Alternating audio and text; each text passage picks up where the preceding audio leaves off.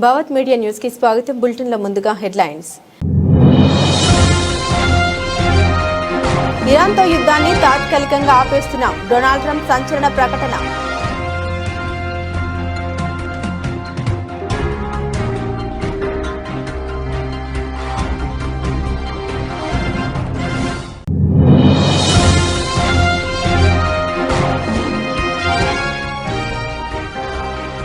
పశ్చిమాసియాలో పరిస్థితి ఆందోళనకరంగా ఉంది. లోక్సభలో ప్రధాని మోదీ వెల్లడి.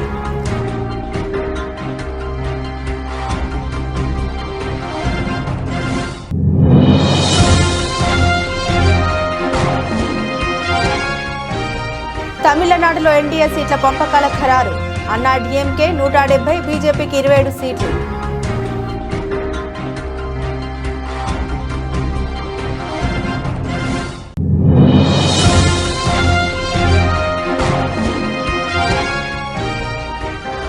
పది కిలోల వంట గ్యాస్ నిజం కాదు స్పష్టం చేసిన కేంద్రం.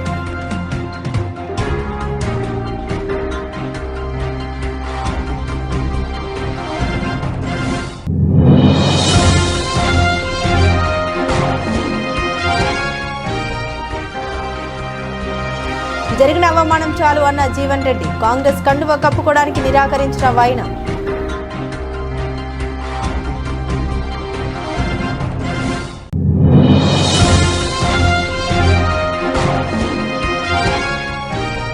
ఆర్డీటీ సేవలపై మంత్రి లోకేష్ కీలక ప్రకటన. ఇకపై నిరంతరాయంగా కొనసాగనున్నాయని స్పష్టీకరణ.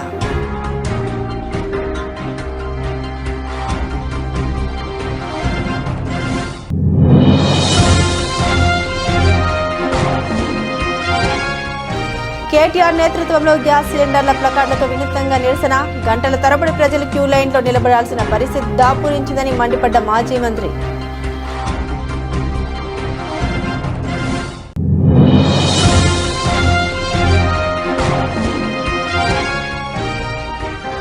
కుటుంబ వ్యవహారం ఇంట్లోనే పరిష్కారం కావాలి. షర్మిల తీరును ఎండగట్టిన వరదు కళ్యాణి.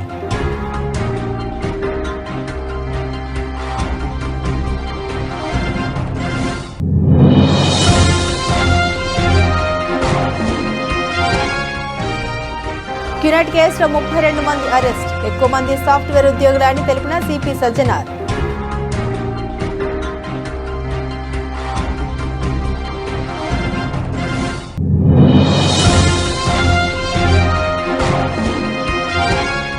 ఎగువ రాష్ట్రాలు కృష్ణా జలాల దోపిడీపై కూటమి ప్రభుత్వం నిర్లక్ష్యం.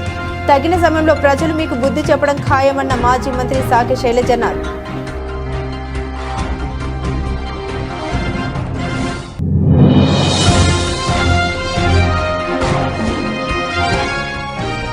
ఆదిత్యధర్ బాక్సాఫీస్ కా బాబ్. దురంధర్ 2 పై రజనీకాంత్ కితాబు.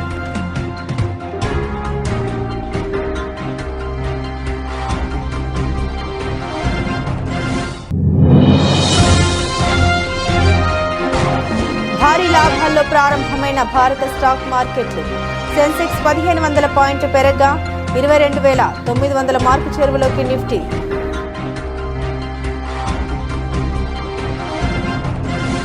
పశ్చిమాసియాలో యుద్ధానికి తాత్కాలికంగా బ్రేక్ పడింది. ఈ మేరకు అమెరికా అధ్యక్షుడు డొనాల్డ్ ట్రంప్ సంచలన ప్రకటన చేశారు. ఇరాన్పై యుద్ధాన్ని తాత్కాలికంగా ఆపివేస్తున్నామని ఆయన తన ట్రూత్ సోషల్ మీడియా వేదికగా ప్రకటించారు. 5 రోజుల పాటు యుద్ధాన్ని నిలిపివేస్తున్నామని వెల్లడించారు. ఇరాన్ విద్యుత్ కేంద్రాలపై దాడులు ఆపేస్తున్నట్టు తెలిపారు. 2 రోజులుగా ఇరాన్తో జరిగిన చర్చలు సానుకూలంగా సాగాయని పేర్కొన్నారు. గత 2 రోజులుగా అమెరికా ఇరాన్ మధ్య చర్చలు సానుకూలంగా జరిగాయని చెప్పడానికి నేను సంతోషిస్తున్నాను. ఇరు దేశాల మధ్య జరిగిన చర్చల నేపథ్యంలో ఇరాన్ విద్యుత్ కేంద్రాలు, ఇంధన మౌలిక సదుపాయాలపై అన్ని రకాల సైనిక దాడుల్ని 5 రోజుల పాటు వాయిదా వేయాలని ఆదేశించారని ఆయన ప్రకటన చేశారు. పశ్చిమాసియాలో తాము శాంతి కోసం కృషి చేస్తామని ట్రంప్ తెలిపారు. మరో వారం రోజుల పాటు చర్చలు జరిగే అవకాశం ఉందని అన్నారు. చర్చల ఫలితంపై ఆధారపడి భవిష్యత్తు కార్యాచరణ ఉంటుందని స్పష్టం చేశారు. పశ్చిమాసియాలో 1 కోటి మందికి పైగా భారతీయులు ఉన్నారని, గల్ఫ్లో ఉన్న భారతీయుల రక్షణకు చర్యలు చేపట్టామని ప్రధాని మోదీ లోక్సభలో తెలిపారు. 24 గంటలు కంట్రోల్ రూమ్స్, హెల్ప్ లైన్స్ ఏర్పాటు చేశామని, 3.75 లక్షల మంది భారతీయులు క్షేమంగా వెనక్కి వచ్చారని మోదీ తెలిపారు. పెట్రోల్, డీజిల్, వంట గ్యాస్ కొరత లేకుండా చర్యలు చేపట్టామన్నారు. పశ్చిమాసియా పరిస్థితిని నిశ్చితంగా పరిశీలిస్తున్నామని తెలిపారు. ఆయిల్, గ్యాస్, ఎరువుల సరఫరాకు హెర్ముస్ జలసంధి కీలకమని మోదీ తెలిపారు. ఇంధన భద్రతకు అధిక ప్రాధాన్యం ఇస్తున్నామని, దేశంలో 60% ఎల్పీజీ ఉత్పత్తి చేస్తున్నామని, 41 దేశాల నుండి ఇంధనం కొనుగోలు చేస్తున్నామని మోదీ స్పష్టం స్పష్టం చేశారు. దేశంలో 53 లక్షల మెట్రిక్ టన్నుల పెట్రోల్ రిజర్వ్డ్ ఉన్నాయని, హోర్ముజ్ నుండి మరిన్ని నౌకలు భారత్కు వస్తున్నాయని మోదీ వెల్లడించారు. तब से ही प्रभावित देशों में हर भारतीय को जरूरी मदद दी जा रही है। मैंने खुद पश्चिम एशिया के ज्यादातर देशों के राष्ट्राध्यक्षों के साथ 2 राउंड फोन पर बात की है। सभी ने भारतीयों की सुरक्षा का पूरा आश्वासन दिया है। दुर्भाग्य से इस दौरान कुछ लोगों की दुखद मृत्यु हुई है और कुछ घायल हुए हैं। ऐसे मुश्किल हालात में परिवारजनों को आवश्यक मदद दी जा रही है। जो घायल है उनका बेहतर इलाज सुनिश्चित कराया जा रहा है। अध्यक्ष जी, प्रभावित देशों में हमारे जितने भी मिशन हैं वो निरंतर भारतीयों की मदद करने में जुटे हैं। वहां कम काम करने वाले भारतीय हो या फिर जो टूरिस्ट वहां गए हैं, सभी को हर संभव मदद दी जा रही है। हमारे मिशन नियमित रूप से एडवाइजरी जारी कर रहे हैं। यहां भारत में और अन्य प्रभावित देशों में 24/7 कंट्रोल रूम और आपातकालीन हेल्पलाइन स्थापित की गई है। इनके माध्यम से सभी प्रभावितों को त्वरित जानकारी दी जा रही है। अध्यक्ष जी, संकट की स्थिति में देश विदेश में भारतीयों की सुरक्षा हमारी बहुत बड़ी प्राथमिकता रही है। युद्ध शुरू होने के बाद से लेकर अब तक 3,75,000 से अधिक भारतीय सुरक्षित भारत लौट चुके हैं। ईरान से ही अभी तक लगभग 1,000 भारतीय सुरक्षित वापस लौटे हैं। इनमें 700 से अधिक मेडिकल की पढ़ाई करने वाले युवा हैं। खाड़ी देशों में भारतीय स्कूलों में हजारों विद्यार्थी पढ़ते हैं। सीबीएसई ने ऐसे सभी भारतीय स्कूलों में होने वाली कक्षा 10वीं और 12वीं की निर्धारित परीक्षाओं को रद्द कर दिया है। इन बच्चों की पढ़ाई निर्बाध चलती रहे, इसके लिए सीबीएसई उचित कदम उठा रही है। यानी सरकार संवेदनशील भी है, सतर्क भी है और हर सहायता के लिए तत्पर भी है। తమిళనాడు ఎన్డీఏలో సీట్ల సర్దుబాటు ముగిసింది. చిన్న చితిక పార్టీలకు తప్ప ప్రధాన పార్టీల మధ్య సీట్ల పంపకంలో సయోధ్య కుదిరింది. అన్నాడీఎంకే అధినేత ఎడప్పాడి పళనిస్వామి, కేంద్ర మంత్రులు పీయూష్ గోయల్ తదితరుల నేతృత్వంలో సోమవారం జరిగిన భేటీ అనంతరం సీట్ల పంపకం కొలిక్కి వచ్చింది. మొత్తం 234 సీట్లకు గాను బీజేపీకి 27, డాక్టర్ అన్బుమణి నేతృత్వంలోని పాటాలి మక్కల్ కట్టికి 18, టీటీడీ దినకరన్ నేతృత్వంలోని అమ్మ మక్కల్ మున్నేట కలగం ఏఎంఎంకే కు 11 నియోజకవర్గాలు కేటాయించారు. కేంద్ర మాజీ మంత్రి జీకే వాస నేతృత్వంలో టీఎంసీ, ఐజేకే, పుదియానిది కచ్చి తదితర పార్టీలకు సీట్ల కేటాయింపు జరగాల్సి ఉంది. మిగిలిన స్థానాలన్నింటిలోనూ 170 అన్నా డీఎంకే పోటీ చేయనుంది. మిగిలిన భాగస్వామ్య పార్టీలకు కూడా రేపో మాపో సీట్ల పంపిణీ ముగించనున్నట్లు పళనిస్వామి ప్రకటించారు.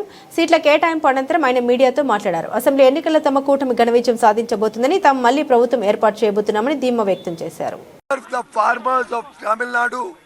Serve the fishermen of Tamil Nadu, serve the women and youth of Tamil Nadu, and remove from Tamil Nadu the corrupt government of M.K. Stalin, remove from Tamil Nadu the government of Udayanidhi Stalin, which is totally anti-Tamil. Udayanidhi Stalin does not understand Tamil culture. He has no respect for Tamil faith, and the people of Tamil Nadu have made up their mind to elect the NDA. We are meeting today the future Chief Minister of Tamil Nadu, Mr. Edappadi Palaniswamy, and the NDA will sweep the election under his leadership. Today, our NDA party alliance, all the partners join together. Our seat sharing will be done in a good way. Okay, that's all.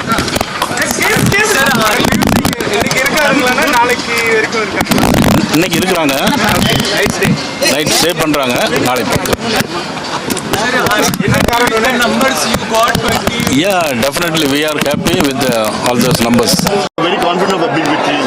Are you satisfied with the 18 allocated? Yes, yes, PMK has been allotted 18 MLA seats plus one Rajya Sabha. So taking that into context, yes, we are happy. And alliances is give and take. Our main aim is to dethrone the DMK, the corrupt DMK, the anti-women DMK, and that is the whole concept. Like, so we are adjusting our constituencies, like, and we are very confident. Like, on the other hand, the DMK, there's a lot of confusion in the DMK front. The Congress, they created a lot of confusion. Even today, the Congress is not happy. And then, of course, you see the CPM, how they are posturing for more seats, like, and the VCK as well, like. So the DMK, they're not respecting their alliance partners who have been with them for so long. And still, there's a lot of issues going around. And our alliance is not like that. We are give and take, and then we have announced it. And next couple of days, the constituency will be announced, and we are going galloping very fast.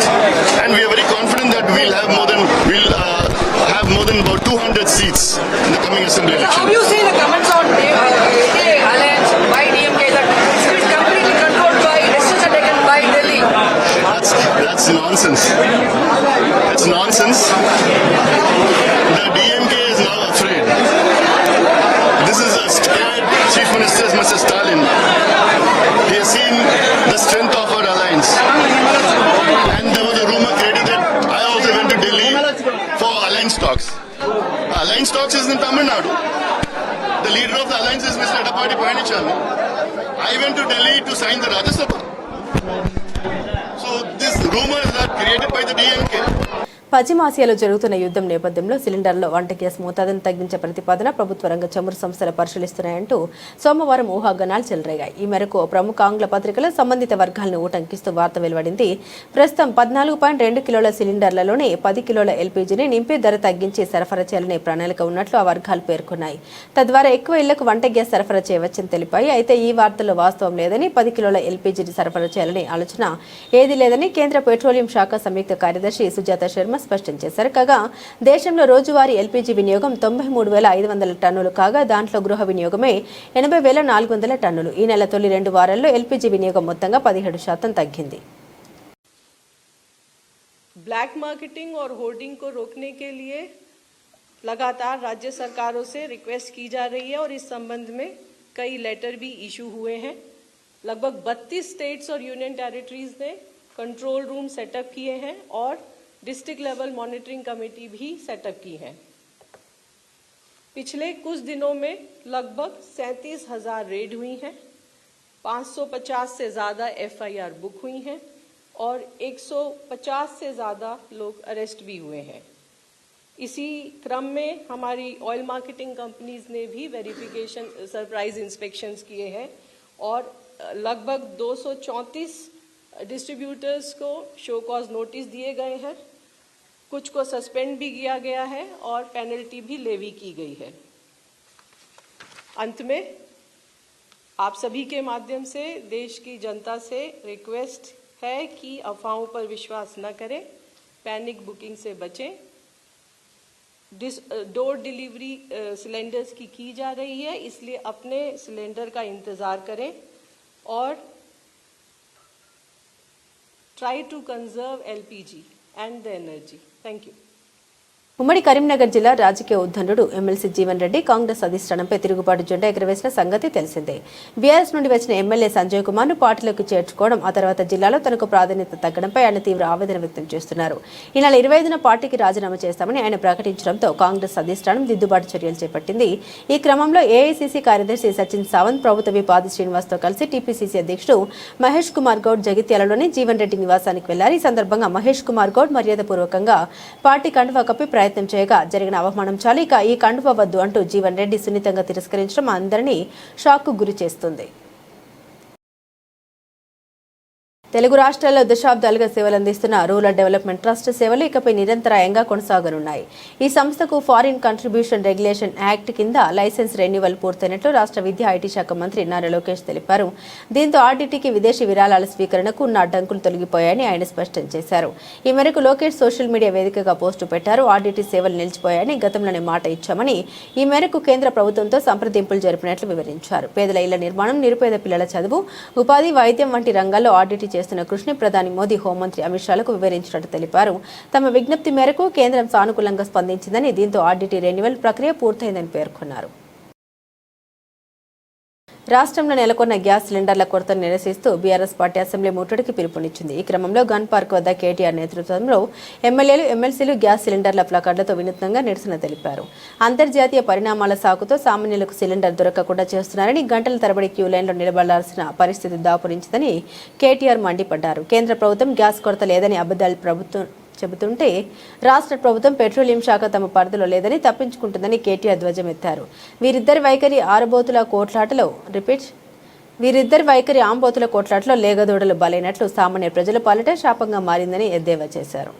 కానీ యుద్ధం ప్రారంభమైన తర్వాత ఇవాళ LPG గోడౌన్లు ఎక్కడెక్కడైతే ఉన్నాయో, distribution నెట్వర్క్లు ఎక్కడెక్కడైతే ఉన్నాయో, ఇవాళ అంతటా కూడా చాంతాడంత లైన్లు, ఎక్కడికక్కడ పెద్ద ఎత్తున ప్రజలు ఆందోళన వ్యక్తం చేసే పరిస్థితులు ఇవాళ నెలకొని ఉన్నాయి. ఒకవైపు కేంద్ర ప్రభుత్వమేమో పార్లమెంట్లో అడిగినా, పార్లమెంట్లో మాట్లాడినా, బయట మాట్లాడినా ఏ కొరత లేదు, మేము చూసుకుంటున్నాము, మేము మేనేజ్ చేస్తాము అని వారు చెప్తా ఉన్నారు, నమ్మబలుకుతా ఉన్నారు. కేంద్ర పెట్రోలియం శాఖ మంత్రి మాట్లాడినా, ప్రధానమంత్రి మాట్లాడినా ఏమీ లేదు, అంతా బానే ఉంది అని విశ్వాసాన్ని కల్పించే విధంగా వారు మాట్లాడుతున్నారు. కానీ క్షేత్రస్థాయిలో పరిస్థితులు అట్లా లేవు. వాళ్ళ ఏ గోడౌన్ కాడికి పోయినా భారీ క్యూ లైన్లు, భారీగా ప్రజలు ఆందోళనలో ఉన్నారు. రాష్ట్ర ప్రభుత్వమేమో కేంద్రం సహకరించట్లేదు, సప్లై లేదు, ఇబ్బంది ఉంది, కేంద్రం ఏమీ చేయలేకపోతే మేమేం చేస్తాము, పెట్రోలియం శాఖ మరి కేంద్ర ప్రభుత్వ ఆధీనంలో ఉంటుందని చెప్పి రాష్ట్ర ప్రభుత్వం తప్పించుకునే ప్రయత్నం చేస్తూ ఉంది. మాకున్న విశ్వసనీయమైన సమాచారం ఏంది అంటే, కేంద్ర ప్రభుత్వం కూడా ఈ 4-5 రాష్ట్రాల్లో ఏవైతే ఎన్నికలు ఉన్నాయో అప్పటిదాకా ఆగి మే 4 తర్వాత మరి సిలిండరు సైజును కూడా తగ్గించే ప్రయత్నం చేస్తూ ఉన్నారు అనేది మాకున్న విశ్వసనీయమైన సమాచారం. 12 కిలోలు కాకుండా 10 కిలోలు ఏదో చేయాలి అని ఒక ఆలోచన చేస్తూ ఉన్నారు. లేదు, నిజంగానే సప్లై లేదు, ఇబ్బంది అవుతుందని చెప్పి చెప్తా ఉన్నారు. కానీ నిజానికి ప్రజలకు వాస్తవాలు తెలియనీయకుండా, ప్రజలకు వాస్తవాలు చెప్పకుండా మభ్యపెట్టి, ఇబ్బంది పెట్టి సామాన్య మధ్యతరగతి ప్రజలను రెండు ప్రభుత్వాలు కలిపి గోసబుచ్చుకుంటా ఉన్నాయి. షర్మిల, సునీత ఇద్దరు నిరంతరం అబద్దాలు చెబుతున్నారని, ఆయన విచక్షణతో వైఎస్ఆర్సీపీ ఎప్పుడూ మాట్లాడలేదని, జగన్ గారి చెల్లెలుగా వారికి మర్యాద ఇచ్చామని, చాలా ఓర్పు వహించామని వైఎస్ఆర్సీపీ మహిళా విభాగ రాష్ట్ర అధ్యక్షురాలు ఎమ్మెల్సీ వరదు కళ్యాణి వెల్లడించారు.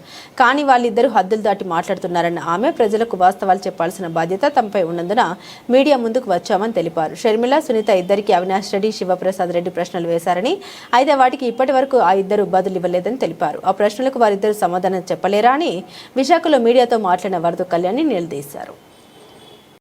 ఇప్పుడు మా నాయకులు ఇప్పటికీ మీ ఆస్తుల విషయం అవ్వచ్చు, వివేకానంద రెడ్డి గారి హత్య విషయంలో అవ్వచ్చు, మీకు కొన్ని సూటి ప్రశ్నలు అడిగారు. రాచమల్లు ప్రసాద్ రెడ్డి గారు అవ్వచ్చు, అవినాష్ రెడ్డి గారు అవ్వచ్చు. వాటికి సమాధానం మీరు చెప్పాల్సిన బాధ్యత మీ మీద ఉందా లేదమ్మా? అవి సమాధానం చెప్పలేక, వాటికి మీ దగ్గర ఆన్సర్స్ లేవు కాబట్టి ఈ రోజు ఇలాంటి తప్పుడు ఆరోపణలు చేస్తూ ఉన్నారు. వాళ్ళు అడిగినవే మరొకసారి మీకు నేను గుర్తు చేస్తాను. సమాధానం చెప్పండి షర్మిలమ్మ. ఇప్పుడు వివేకానంద రెడ్డి గారు గుండెపోటుతో మరణించారంటూ ఏబిఎన్ లాంటి టీవీల్లో బ్రేకింగ్స్ ఆ రోజు వేశారు కదా, మరెందుకు మీరు వాటి గురించి ప్రస్తావించలేదు అని నేను అడుగుతూ ఉన్నాను. వివేకానంద రెడ్డి గారు గుండెపోటుతో చనిపోయారు అంటూ ఆయన బావమర్ది శివప్రకాష్ రెడ్డి గారు చెప్పినట్టుగా ఎమ్మెల్యే ఆదినారాయణ రెడ్డి చెప్పిన వీడియోలు ఉన్నాయి కదమ్మా, ఆ కోణంలో దర్యాప్తు ఎందుకు కోరడం లేదు అని మిమ్మల్ని నేను అడుగుతూ ఉన్నాను. అలాగే తానే వివేకానంద రెడ్డి గారిని హత్య చేశాను అని చెప్పి స్టేట్మెంట్ ఇచ్చి టీవీ షోల్లో చెప్పిన దస్తగిరి బెయిల్ రద్దు చేయాలని సునీత గారు, షర్మిలమ్మ గారు ఎందుకు గట్టిగా పోరాటం చేయట్లేదు అని నేను అడుగుతూ ఉన్నాను. మరీ దారుణం ఏంటంటే ఇదే దస్తగిరికి ఉన్న లాయరు, సునీత గారికి ఉన్న లాయరు, చంద్రబాబు నాయుడు గారికి ఉన్న లాయరు, ఆ సిద్ధార్థ్ లోత్రా అనే వ్యక్తి ఒకే వ్యక్తి అంట. ఇది ఎంత విడ్డూరం అమ్మా. అసలు ఈ రాష్ట్ర ప్రజలందరూ ఈ విషయం తెలిసి చాలా ఆశ్చర్యపోయారు. అంటే ఎంత ఓపెన్ గా ఒకే లాయర్ని పెట్టుకొని తన తండ్రిని హత్య చేసిన వ్యక్తి ఏ లాయర్ ఉన్నాడో సునీత గారికి కూడా అదే లాయర్ అంట. జగనన్నకి ఆపోజిషన్ లో క్యూనెట్ సంస్థ మల్టీ లెవెల్ మార్కెటింగ్ పేరిట కోట్లాది రూపాయల మోసానికి పాల్పడింది. ఈ కేసులో సీసీఎస్ పోలీసులు 32 మంది నిందితుల్ని అరెస్టు చేశారు. క్యూనెట్ కేసుకు సంబంధించి హైదరాబాద్ సిపి సజ్జనార్ మీడియాతో మాట్లాడారు. మల్టీ లెవెల్ మార్కెటింగ్ పేరిట క్యూనెట్ మోసం చేస్తోందని 3 రాష్ట్రాల్లో సోదాలు నిర్వహించామని ఆయన తెలిపారు. అరెస్ట్ అయిన 32 మందిలో 11 మంది మహిళలు ఉన్నట్లు వెల్లడించారు. అరెస్ట్ అయిన నిందితుల నుండి భారీగా ఒప్పంద పత్రాలు, ల్యాప్టాప్లు, వస్తువులు స్వాధీనం చేసుకున్నామని తెలిపారు. హైదరాబాద్ సీసీఎస్ పోలీసులు 30 బృందాలుగా విడిపోయి ఆపరేషన్ నిర్వహించినట్లు వెల్లడించారు. క్యూనెట్ నిర్వాహకులు 1998 నుండి వివిధ రకాల పేర్లతో మోసాలకు పాల్పడుతున్నారని తెలిపారు. హైదరాబాద్ నగరంలో 22 మంది బాధితులు తెలిపిన వివరాల మేరకు కేసు నమోదు చేశామని అన్నారు. So QNet and Beyond Direct Selling Company has been promoting its service scheme, pyramid structured schemes and also multi-level marketing schemes throughout these countries over 2 decades. In the first outer, it has done with the name of Gold Quest, then it came with the name of Questnet, now in the name of QNet they are promoting. Compared to earlier times, now they are not telling the people who get enrolled into the scheme the name of the company or the scheme. Only once they are enrolled, once they are paid the money, then they tell the name of the company, QNet. When the people start asking, they would have already taken a affidavit and also they have recorded a self video saying that they have joined on their own.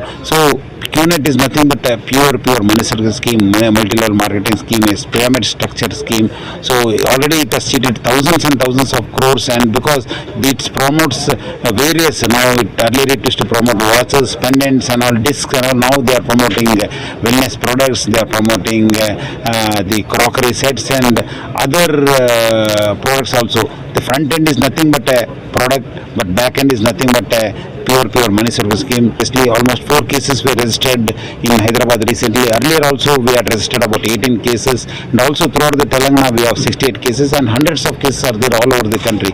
To investigate it in a proper way, because it involves multidisciplinary approach, so we formed a special investigation team headed by our Joint Commissioner of Police Vijay Kumar, and also we had 3 other IPS officers, Venkat Lakshmi, Chaitanya and Arvind, and other officers who will also be attending along with this joint CP in the investigation of the scheme. Almost for over 1 month they have investigated, and they have almost raided. Today they have raided about 37 locations, and they have arrested 32 persons. In 5 places it was raided.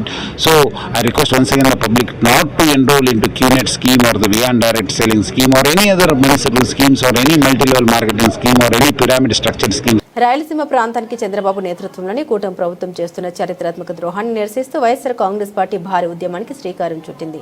తాడేపల్లిలోని party కేంద్ర కార్యాలయంలో రాయలసీమ జిల్లాల party అధ్యక్షులు, కీలక నేతలు సమావేశమై సీమ ప్రాజెక్టుల రక్షణ కోసం భవిష్యత్తు కార్యాచరణ రూపొందించారు. సమావేశం అనంతరం మీడియాతో మాట్లాడిన టీటీడీ మాజీ చైర్మన్ భూమన కరుణాకర్ రెడ్డి, మాజీ ఎమ్మెల్యే అనంత వెంకటరామరెడ్డి, మాజీ మంత్రి సాక శైలజనాథులు కూటమి ప్రభుత్వంపై నిప్పులు చెరిగారు.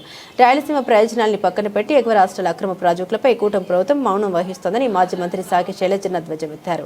రాయలసీమను ఎడారిగా మార్చేందుకు చంద్రబాబు కుట్రలు చేస్తున్నారని ఆరోపించారు. రాష్ట్ర ప్రభుత్వాధినేతలు చెప్పాలనుకుంటా ఉన్నాం. రాయలసీమ బిడ్డగా చెప్పుకునే ప్రయత్నం చేసి చంద్రబాబు నాయుడు గారికి కూడా చెప్పాలనుకుంటా ఉన్నాం. ఈ రోజున ఆంధ్రప్రదేశ్ రాష్ట్రంలో సాగునీటికి తాగునీటికి రాష్ట్రం యావత్తు కష్టం రాబోతా ఉంది, ప్రమాదం ముంచుకొస్తుందన్న విషయాన్ని మీరు గమనించారా అని అడుగుతా ఉన్నాం. మీ దగ్గర నుంచి అక్కడక్కడ అరకొర తప్పించుకునే మాటలు తప్ప ఒక నిర్మాణాత్మకమైన ఏ కార్యక్రమాన్ని కూడా రాష్ట్ర ప్రజల ముందు పెట్టిన దాఖలా లేదు. అసెంబ్లీలో ఉండి కూడా జస్ట్ అట్లా చెప్పడం కోసమని అదే ట్రిబ్యునల్ పర్మిషన్ ఇస్తే రాయలసీమ ఎత్తిపోతుల పథకాన్ని మేము కంటిన్యూ చేస్తామని ఇరిగేషన్ శాఖ మంత్రి కాకుండా మరొకరు సమాధానం చెప్పినట్లు చూశాం. అయ్యా మిమ్మల్ని అర్థం చేసుకోమని కోరుతా ఉన్నాం. ఈ రోజున కృష్ణా జలాలు, గోదావరి జలాలు, పోలవరం ఈ రెండు కూడా కష్టాల్లో పడతా ఉన్నాయి. మీ యొక్క నిష్క్రియ పర్వం వలన, లేకపోతే మీకు వ్యవసాయం పట్ల ఉన్న వ్యతిరేకత వలన ఆంధ్రప్రదేశ్ రాష్ట్రంలో రైతాంగం తీవ్రమైన కష్టానికి గురిగాబోతా ఉన్నారు. వివరాలు చెప్పమంటే చెప్తాం మొత్తం మీకు, కానీ ఆలోచించుకోమని చెప్పడం కోసం 4-5 మాటలు మాత్రం చెప్పాలనుకుంటా ఉన్నా. అయా, ఈ రోజున కృష్ణ నుంచి వచ్చే నీళ్లు శ్రీశైలంలో, కృష్ణా నీళ్లు నిరంతరం ప్రతిరోజు కూడా ఆంధ్రప్రదేశ్ రాష్ట్రానికి దక్కకుండా చేసే ప్రయత్నాలు జరుగుతూ ఉన్నాయి. వచ్చిన నీళ్లు, ఇంతవరకు వచ్చే నీళ్లలో తెలంగాణ రాష్ట్రానికి సంబంధించిన ప్రభుత్వం అధికారులు దాదాపు 8 టీఎంసీల నీళ్లు రోజు తరలించుకొని పోతున్నారు. మీకేమైనా గుర్తుకుంటుందా?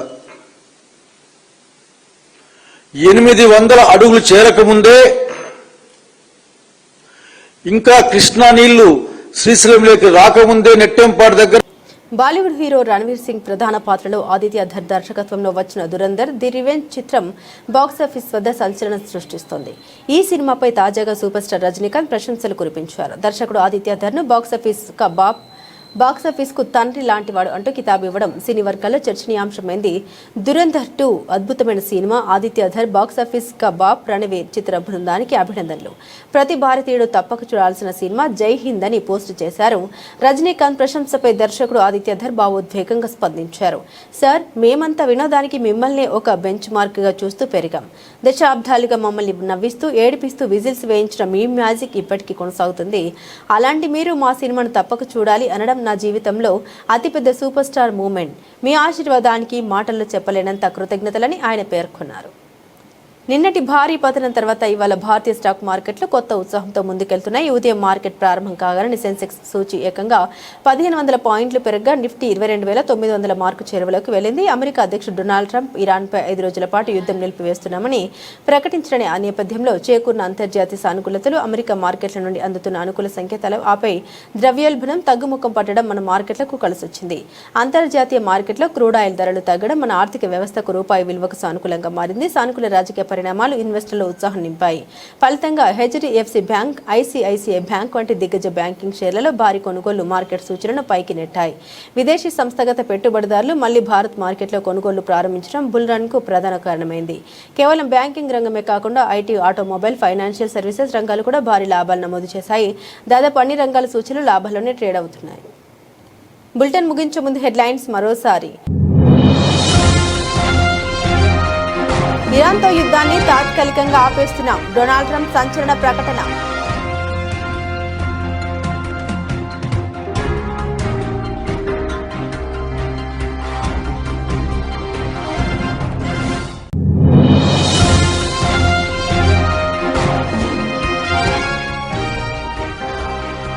పశ్చిమాసియాలో పరిస్థితి ఆందోళనకరంగా ఉంది. లోక్సభలో ప్రధాని మోదీ వెల్లడి.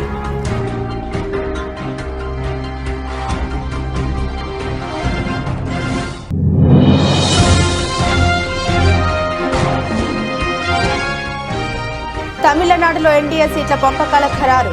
అన్నా డీఎంకే 170, బీజేపీకి 27 సీట్లు.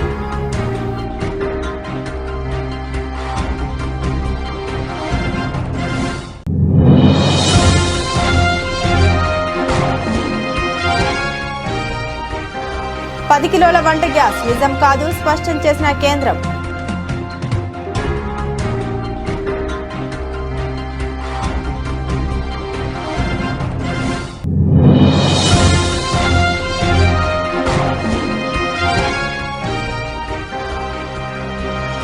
జరిగిన అవమానం చాలు అన్న జీవన్ రెడ్డి. కాంగ్రెస్ కండువా కప్పుకోవడానికి నిరాకరించిన వైనం.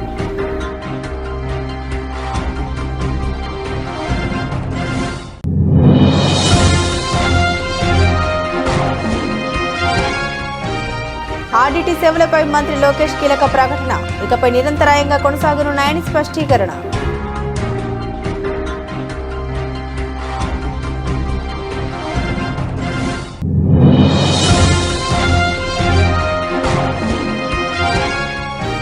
కేటీఆర్ నేతృత్వంలో గ్యాస్ సిలిండర్ల ప్లకార్డులతో వినూత్నంగా నిరసన, గంటల తరబడి ప్రజలు క్యూ లైన్లో నిలబడాల్సిన పరిస్థితి దాపురించిందని మండిపడ్డ మాజీ మంత్రి.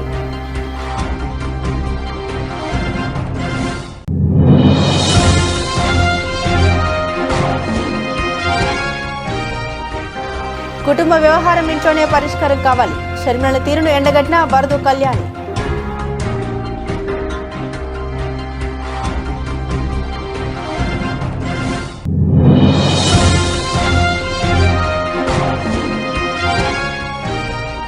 క్యూనెట్ కేసులో 32 మంది అరెస్ట్, ఎక్కువ మంది సాఫ్ట్వేర్ ఉద్యోగులు అని తెలిపిన సిపి సజ్జనార్.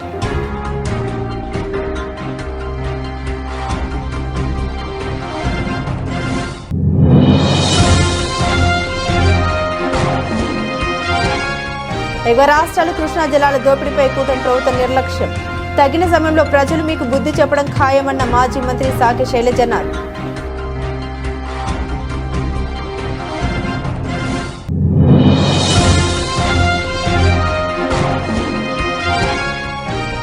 ఆదిత్యధర్ బాక్సాఫీస్ కా బాబ్, దురంధర్ 2 పై రజనీకాంత్ కితాబు.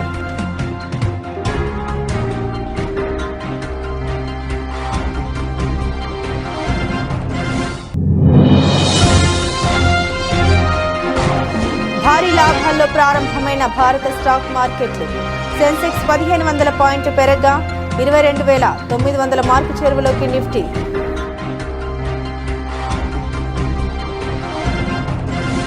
ఇవి బులెటిన్లోని విశేషాలు. తిరిగి మరో బులెటిన్తో మళ్ళీ కలుసుకుందాం. అంతవరకు సెలవు, నమస్కారం.